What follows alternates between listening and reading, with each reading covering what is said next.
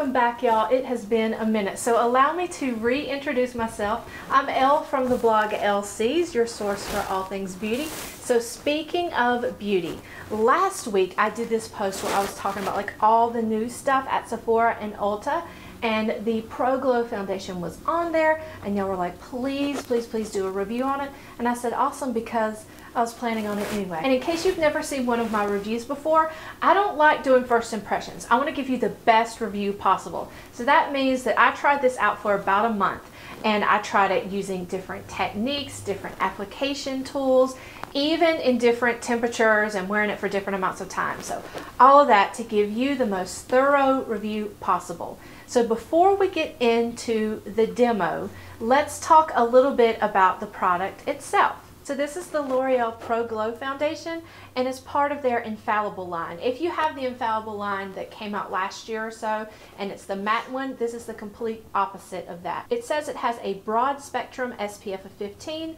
with a radiant finish, normal to dry skin, it's hydrating, and it says that it's a 24-hour foundation. If you look on the back, you can see for this Lasting Glow foundation, never dull, never greasy, it shows you a little chart just like with the matte one of everything that you need to know. So it says radiant, 24-hour, medium coverage, and air-like texture. Here are the ingredients.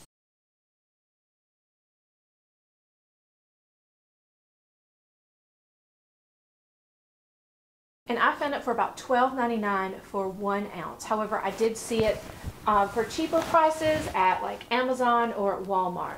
So let's talk about the shades here. It says it comes in 12 shades according to the L'Oreal website.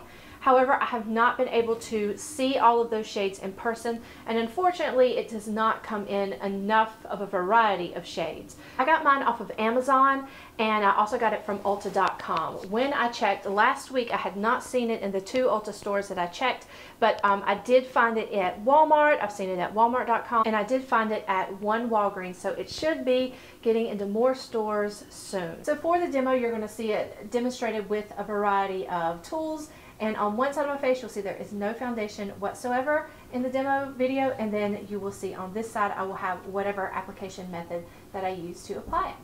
All right, so there's nothing on this side of my face. And on this side, I tried testing it out with Real Technique sponges. I tried testing it out with an Ulta sponge, as well as the Beauty Blender sponge itself. So there's the coverage, and then you'll see 2 layers of application using the Beauty Blender.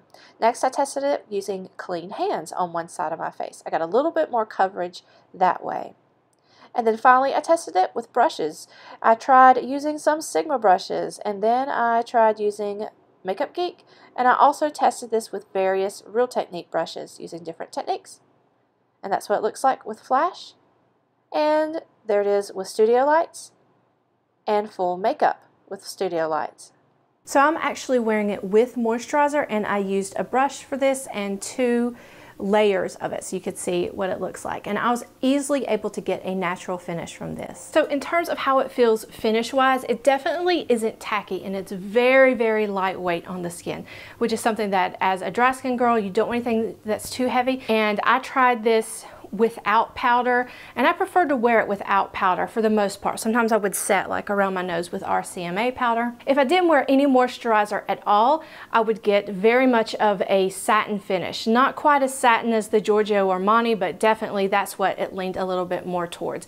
If I wore it with the moisturizer, I got a bit more of a dewy finish, a bit more of a glow, and I prefer to wear it with the moisturizer or wear it with a hydrating primer. So in terms of wear time, I wore it anywhere from 2 hours to about 19 hours, and that was just a one-time thing. Beauty advertisers put this as, if it's billed as 24 hours, if you were to wear it for 24 hours, wipe your face off, yeah, you're going to have some foundation on there. Did I have the same amount of coverage that I had at the beginning of the day versus the end?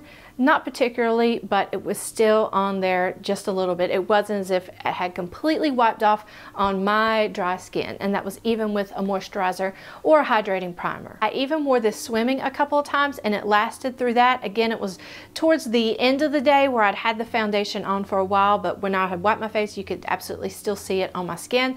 And because of the SPF 15, I did not get any sort of burns or anything like that. In terms of temperature, I tested this between 68 and 110 103 degrees with a 113 index. So let me show you what it looks like in the hot temperature. So I look a hot mess. I'm just going to go ahead and put that out as a disclaimer now. So on one half of my face, you will see my makeup is completely wiped off, and you can see that it is still on there after a full day of wear.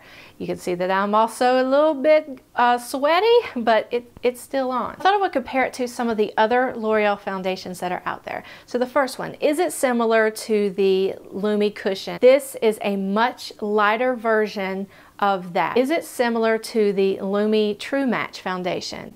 And I would say that they are two different ones. This has a bit more towards that satin finish, whereas the finish varied on this one. But I wanted to show you guys how different they are in terms of color. So this is True Match Lumi from L'Oreal in Creamy Natural, and this is what it looks like. You can see it's already starting to run in Creamy Natural from the Pro Glow foundation.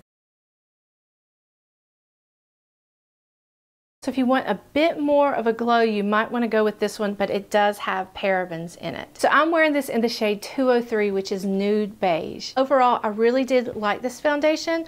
I wish that there were darker shades. As typical with the other foundation from L'Oreal, the matte one, you can see how leaky the tube is. Do I think it's a holy grail foundation? I don't think so at this time, but I probably would repurchase it.